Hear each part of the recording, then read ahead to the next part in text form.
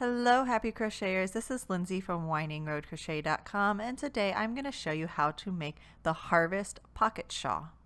If you like this tutorial, make sure to like, subscribe, hit the notification bell. You can also follow me on Instagram and Facebook.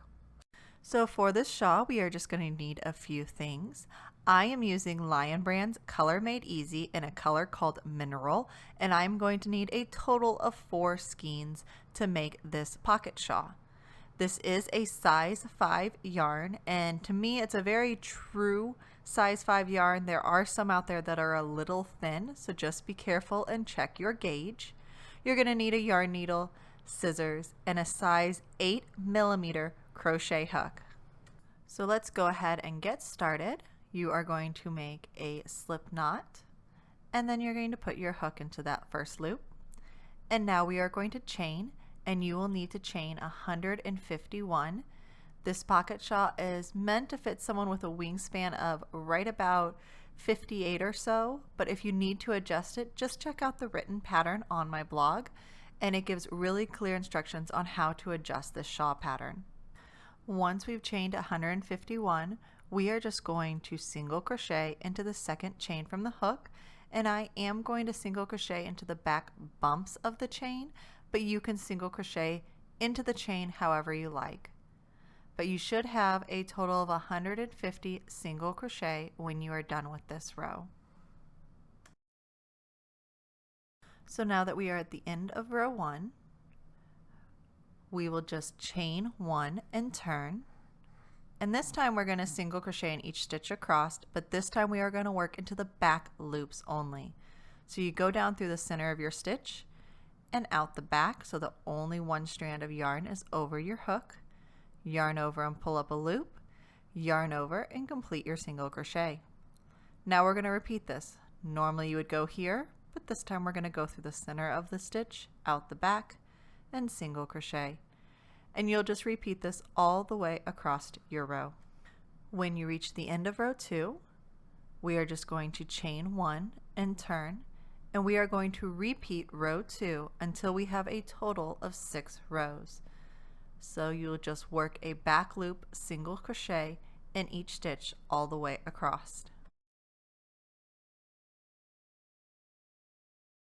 So once you've completed the 6 rows, yes, I know it shows 7, but you only want to work 6. We're ready to work our next repeat row. We are going to chain 1 and turn our work. And this time we are going to do a back loop only single crochet only into the first 30 stitches. We're going to create a solid area at the end of our shawl that will allow us to have a pocket that shouldn't hopefully lose anything when you put your keys or your phone into it. So once we finish up our first 30 stitches worked into the back loop, now we are going to continue with our moss stitch design.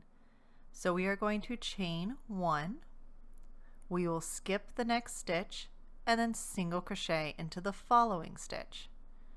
Again, we are going to chain 1, skip the next stitch, single crochet into the following stitch, and you'll repeat this a total of 45 times or until you only have 30 stitches left in your row. Once we've worked all of our repeats and we are down to the last 30 stitches, we are going to do the same thing we did on the other side, which is single crochet in the back loop only for the last 30 stitches. So when you reach the end of row 7, once again we've worked our 30 back loop only single crochet. We are simply going to chain 1 and turn, and this next row we are going to repeat several times until we have a total of 44 rows. So for row 8, we are going to single crochet in the back loop only of the first 30 stitches. When you finish your 30 stitches, you'll have 1 stitch left before the first chain 1 space. From here, we will chain 1 and then single crochet into the chain 1 space. Now we'll repeat that, chain 1 and single crochet into the chain 1 space. This will create our moss stitch. Repeat this until you've worked a single crochet into the last chain 1 space. Once you've reached the last chain 1 space, which is right here, now we will just back loop only single crochet into the last 30 stitches. And then you will continue repeating row 8 until you have a total of 44 rows. So here is the end of row 8. I'm just going to chain 1 and turn, and simply repeat that row. So here I am at the end of row 44. You can see the solid space that we created, and then the really pretty moss stitch in the center of our shawl. And now we're ready to add the last few rows for the main body of the shawl. To do this, you are going to chain 1 and turn your work. And then we're going to work a back loop single crochet into the first 30 stitches.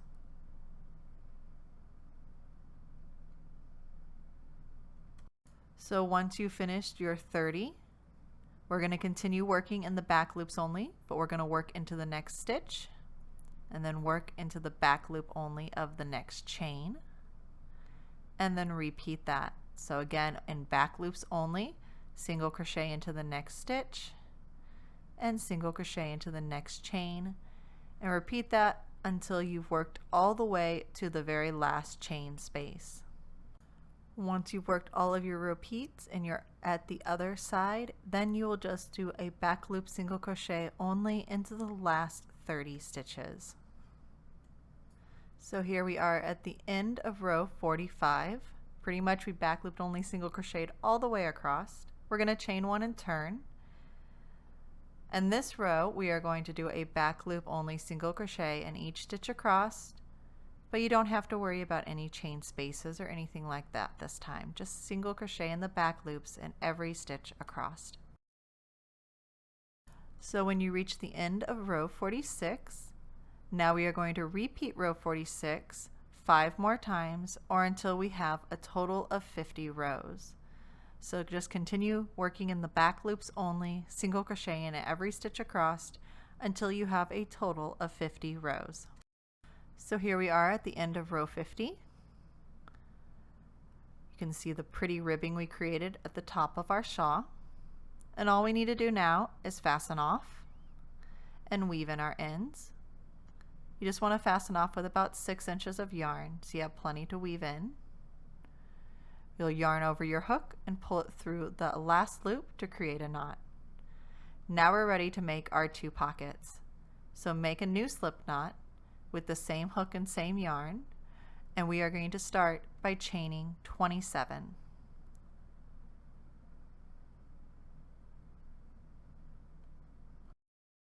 Once you have your 27, we are going to single crochet into the second chain from the hook. Again, I'm going to work into the back bumps. It takes a little bit longer, but it is worth it.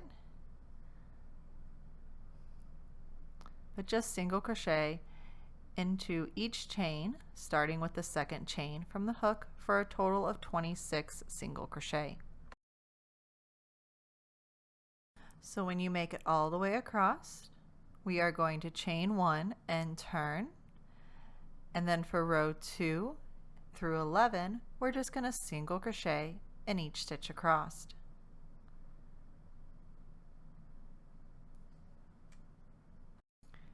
Once you reach the end of row 2, you're just going to chain 1 and turn and repeat row 2 until you have a total of 11 rows.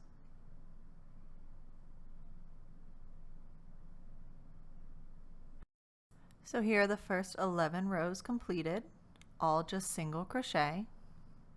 And then we'll move on to row 12, where we will start the moss stitch. So chain 1 and single crochet into the first 2 stitches.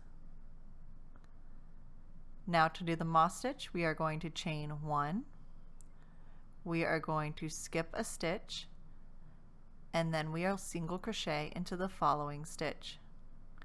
Now we are going to repeat that. So chain 1, skip a stitch, and single crochet into the following stitch. And just repeat that 11 times or until you only have 2 stitches left on the row.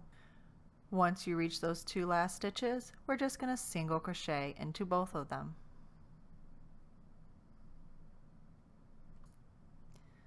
So there is our first row of moss stitch.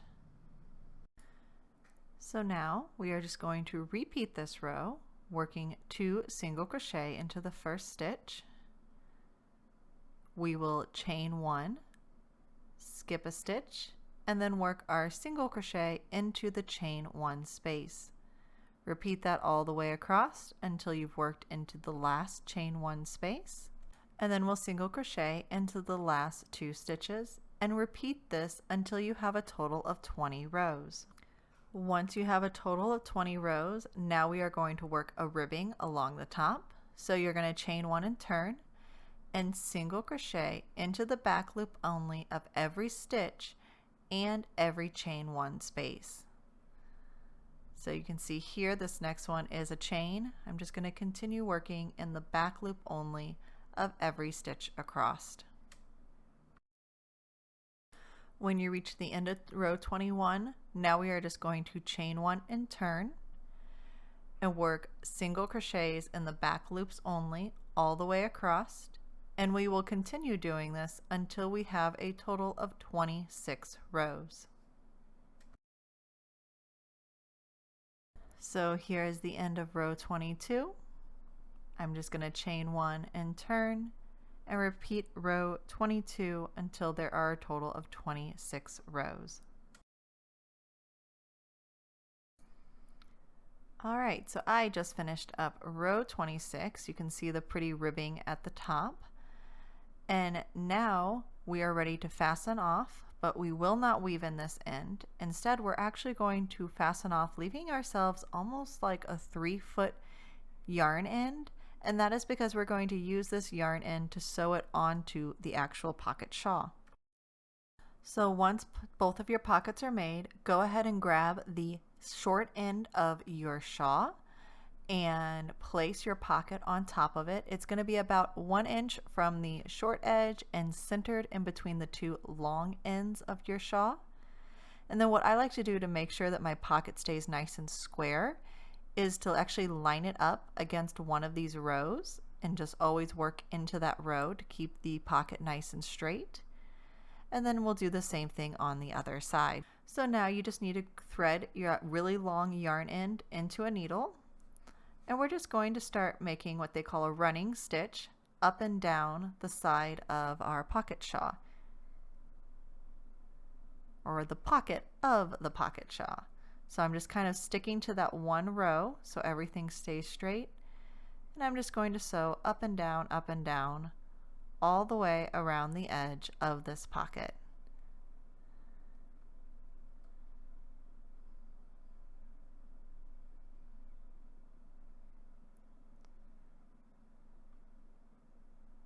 Do that all the way up and around.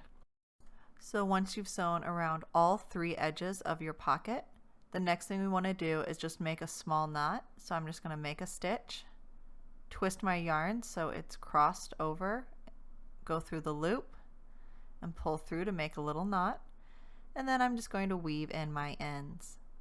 And you'll just repeat this process for the other pocket. Weave in all of your ends for the shawl and you'll be done.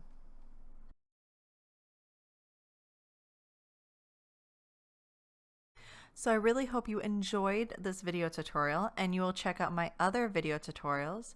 And as always, thank you so much for watching.